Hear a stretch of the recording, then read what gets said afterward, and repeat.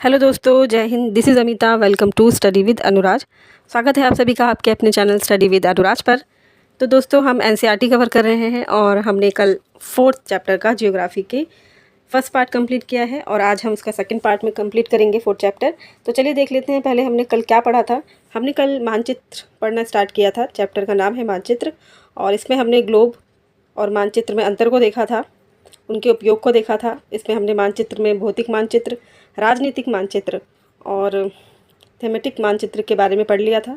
उसके बाद हम दूरी पढ़ते हुए हमने देखा था कि दूरी का पैमाना कैसे, किस पैमाने में मानचित्रों को बनाया जाता है, और जिसमें छोटे पैमाने वाले मानचित्र के बारे में हमने पढ़ लिया था और बड़े पैमाने वाले मानचित्र के बारे में भी हमने देख लिया था। चलिए आज आगे देखते हैं इसमें क्या दिया हुआ है एनसीईआरटी में। नेक्स्ट टॉपिक नेक्स्ट स्लाइड में क्या है, तो चलिए देख लेते हैं। इसके बाद हमें पढ़ना है आज दिशा के बारे में। किसी भी स्थान की जानकारी रखने के लिए उनकी दिशाओं का जानकारी होनी बहुत ज़रूरी है, क्योंकि दिशाओं से ही पता चलेगा कि कौन सा स्टेट या फिर कोई सी भी चीज़ किधर है। तो इसलिए दिशाओं का ज्ञान बहुत ज़रूरी है, जो कि एनसीईआरटी में सिखाया भी गया है। तो चलिए देख लेते हैं दिशाओं का निर्धारण कैसे किया गया है। ठीक है, दिशा देखिए, दिशा अधिकतर मानचित्रों में ऊपर दाहिनी तरफ तीर का निशान बना होता है। अधिकतर मानचित्रों में दाहिनी तरफ तीर का निशान बना होता है, जिसके ऊपर उत्तर यानी ऊ लिखा होता है। यह तीर का निशान उत्तर दिशा को दर्शाता है। जहाँ ऊ लिखा रहता है वो उत्तर दिशा को दर्शाता है। इसे उत्तर रेखा भी कहते हैं। क्या बोलते हैं इसे? उत्तर रेखा। ठीक है, जब आप उत्तर रेखा के बारे में जानते हैं तब आप दूसरी दिशाओं जैसे कि पूर्व, पश्चिम तथा दक्षिण के बारे में पता लगा सकते हैं। अगर हमने एक रेखा का पता लगा लिया तो उसके सामने आमने सामने वाली रेखाओं का भी हम पता लगा ही लेते हैं। ठीक है, तो जैसे चित्र 4.2 में दिया हुआ है, देखिए चित्र 4.2 में क्या दिया हुआ है, ये दिशाओं के बारे में दिया। एक गांव का मानचित्र कि 4.2 में प्रधान बिंदु दिए गए हैं, जो मुख्य बिंदु हैं इनके बारे में दिया गया है, दिग्बिंदु के बारे में। ठीक है, देखिए ऊपर उत्तर दिशा है, नीचे दक्षिण। हमें पता चल जाता है अगर ऊपर उत्तर है यहाँ पे तो यहाँ पे दक्षिण ही होगा, यहाँ पे पूर्व है तो उसके सामने यहाँ पश्चिम ही होगा। ठीक है, उनकी बीच की रेखाओं से ही हमें स्थान का निर्धारण होता है। देख लेते हैं आगे, इनको दिग्बिंदु कहते हैं। 4.2 में 4 मुख्य दिशाओं के बारे में दिया गया है, जिसे क्या बोलते हैं? दिग्बिंदु। ठीक है, जिसमें उत्तर, दक्षिण, पूर्व और पश्चिम को दिखाया गया है। ये प्रधान दिग्बिंदु कहे जाते हैं। कौन सी बिंदु है ये? प्रधान दिग्बिंदु कहे जाते हैं। इन 4 दिशाओं को बोलते हैं। बीच की 4 दिशाएं हैं, जैसे कि उत्तर पूर्व है, ठीक है, दक्षिण पूर्व है, दक्षिण पश्चिम है जिसे दा पा करके लिखते हैं शॉर्ट फॉर्म में, और उत्तर पश्चिम है जिसे ऊ और पा लिखते हैं शॉर्ट फॉर्म में। इन बीच वाली दिशाओं की मदद से किसी भी स्थान की सही स्थिति का पता लगाया जा सकता है। जो बीच की रेखाएं हैं, बीच की जो बिंदु हैं, इनकी मदद से क्या होता है? किसी भी स्थान की सही स्थिति का हम पता लगा सकते हैं। ठीक है, चलिए आगे देखते हैं 4.1 में क्या है। देखिए चित्र 4.1 से निम्नलिखित दिशाओं का पता लगाइए। पहला तो विकास के घर से सामुदायिक केंद्र तथा खेल के मैदान की दिशा, फिर दुकानों का से विद्यालयों की दिशा। ये एक क्रियाकलाप दिया हुआ है इसमें। चलिए आगे देखते हैं। हम दिक सूचक की सहायता से किसी स्थान की दिशा का पता लगा सकते हैं। किसकी सहायता से? दिक सूचक की सहायता से क्या करते हैं? किसी स्थान की दिशा का पता लगाते हैं। ठीक है, यह एक यंत्र है जिसकी सहायता से मुख्य दिशाओं का पता लगाया जाता है। इसकी चुंबकीय सुई की दिशा हमेशा उत्तर दक्षिण दिशा में होती है। इसकी जो चुंबकीय सुई है उसकी दिशा कहाँ होगी? हमेशा उत्तर दक्षिण दिशा में होगी, जिसमें चित्र 4.2 में हमने देखा बा में। ठीक है, अब देखिए प्रतीक 4.2 भी दिखा देती हूँ मैं आपको। ये देखिए, ये है दिक्सूचक, ये रहा, ये एक दिक्सूचक है जिसे भी किसी भी स्थान की सही स्थान का हम पता लगा सकते हैं, किसी भी जगह का। ठीक है, इस दिक्सूचक की सहायता से कि वो स्थान कहाँ पर है, किस दिशा में है। ठीक, आगे देखते हैं प्रतीक। प्रतीक किसे कहेंगे? ये किसी भी मानचित्र का तीसरा प्रमुख घटक है। मानचित्र का तीसरा प्रमुख घटक क्या होता है?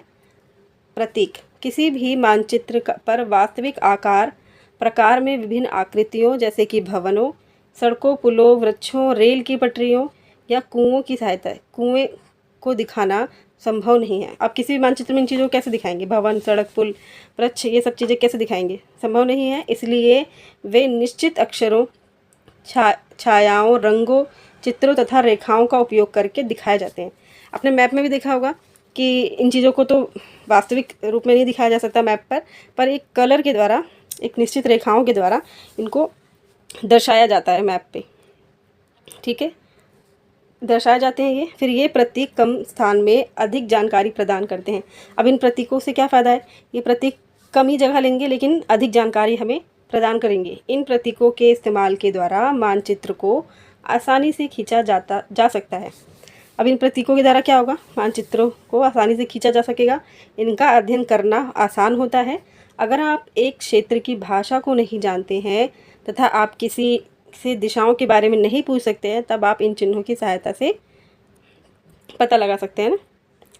इन चिन्हों की सहायता के द्वारा मानचित्र से जानकारी प्राप्त कर सकते हैं। मानचित्रों की एक विश्वव्यापी भाषा होती है जिसे सभी आसानी से समझ सकते हैं। ठीक है, इन प्रतीकों के उपयोग के संबंध में एक अंतर्राष्ट्रीय सहमति है। ये रूढ़ प्रतीक कहे जाते हैं। क्या बोलते हैं इन्हें? रूढ़ प्रतीक कहे जाते हैं। इनके लिए ज़्यादा पढ़ा लिखा होने की ज़रूरत नहीं है। ये मैप ऐसे होते हैं जिनको कोई भी बता सकता है कि ये किस दिशा के बारे में कोई पूछ रहा है, इससे बता सकते हैं आसानी से। तो ये इनको क्या बोलेंगे? इन्हें रूढ़ मानचित्र बोलेंगे, रूढ़ प्रतीक बोलेंगे। ठीक है, कहे जाते हैं। कुछ रूढ़ प्रतीक चित्र 4.3 में दर्शाए गए हैं। चित्र 4.3 किधर है? ये 4.4 है। 4.3 देखिए, कुछ रूढ़ प्रतीक दिए गए हैं। PO, PTO, PS, और ये देखिए इस तरीके से बना दिया जाता है, ये इस तरीके से दर्शाया जाता है। ये कुछ रूढ़ चिन्ह दिए जाते हैं कि ये प्लस का निशान से कुछ साइन बना दिए जाते हैं। यहाँ पे ऐसे निशान से पता चलता है कि यहाँ पे मंदिर होगा। इस तरीके के जो निशान हैं और इनसे दिखा दिया जाता है कि कोई सी चीज़ कहाँ पर है, जिसको मैप पे आसानी से वैसे ज़्यादा गहराई से नहीं दिखाया जा सकता, उनको एक साइन के द्वारा दिखा दिया जाता है। ये हमारे क्या कौन से चिन्ह होते हैं? ये होते हैं रूढ़ संकेत या रूढ़ प्रतीक। ठीक है, कहे जाते हैं। कुछ रूढ़ प्रतीक 4.3 में दिखाए गए हैं, आपने देख लिया है। ठीक है, विभिन्न रंगों का उपयोग भी इसी उद्देश्य से किया जाता है। कैसे किया जाएगा? अब इन चीज़ों को दर्शाने के लिए किसी कलर का तो उपयोग किया जाएगा ना, जिससे पता चले किसी एक पर्टिकुलर चीज़ के लिए कोई कलर का निर्धारण किया जाता है, उससे वो चीज़ दर्शाई जाती है। ठीक है, उदाहरण के लिए सामान्यतः नीले रंग का इस्तेमाल जलाशय के लिए किया जाता है। नीला रंग किसके लिए? जलाशय के लिए। भूरा रंग पर्वतों के लिए। पीला रंग पठारों और हरा रंग मैदानों को दर्शाने के लिए किया जाता है। ठीक है, ये थेमेटिकल मैप में खासकर ज़्यादातर ये यूज़ होता है, जिसमें ये सारी चीज़ें, ये कलर्स यूज़ होते हैं। इन कलरों से दिखाया जाता है कि कौन सी चीज़ कहाँ पर है। अब देखते हैं रेखा चित्र के बारे में। रेखा चित्र क्या है? देखिए, रेखा चित्र एक आरेखण है, आरेख है जो पैमाने पर आधारित ना हो करके याददाश्त पर आधारित होता है। आरेखण है क्या? रेखा चित्र एक आरेखण है जो कि पैमाने पर आधारित नहीं होता बल्कि याददाश्त यानी स्मृति पर आधारित होता है, स्थानीय प्रेक्षण पर आधारित होता है। कभी कभी किसी क्षेत्र के एक कच्चे आरेखण की आवश्यकता वहाँ के एक स्थान को दूसरे स्थान के सापेक्ष दिखाने के लिए होती है। कभी कभी क्या होता है, किसी क्षेत्र के एक कच्चे आरेखण की आवश्यकता वहाँ के एक स्थान को दूसरे स्थान के सापेक्ष दिखाने के लिए होता है। मान लीजिए आप अपने मित्र के घर जाना चाहते हैं। ठीक है, एग्जाम्पल ले लीजिए, लेकिन आपको वो रास्ते की जानकारी नहीं है। आपका मित्र अपने घर के रास्ते को बताने के लिए एक कच्चा आरेखण बना सकता है। इस प्रकार कच्चे आरेख को बिना पैमाने की सहायता से खींचा जाता है तथा इसे रेखाचित्र मानचित्र कहते हैं। रेखाचित्र मानचित्र इसे कहते हैं। ठीक है, जिसको बताने के लिए कच्चा आरेखण बनाया जाए उसको क्या बोलेंगे? रेखाचित्र मानचित्र। नेक्स्ट देखते हैं, खाका किसे कहेंगे? आप खाका एक छोटे क्षेत्र का बड़े पैमाने पर खींचा गया रेखाचित्र क्या होता है? खाका।